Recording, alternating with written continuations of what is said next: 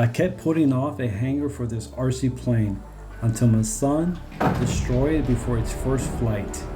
This bracket holds the plane but the wing for safe storage and quick access. I should have printed ages ago, but life and laziness happened. So I designed something simple, strong, and protective. I chose PLA because it's going to be indoors.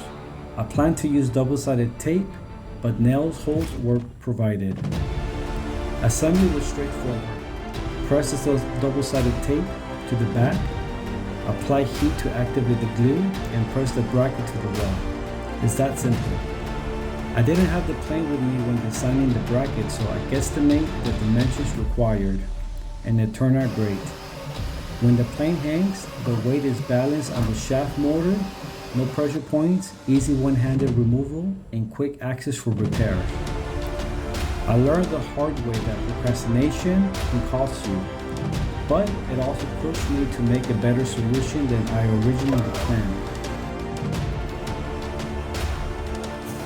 This bracket was so simple that I used Tinkercad.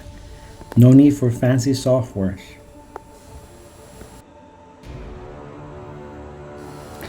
Check the link below if you want the STL file. Thank you.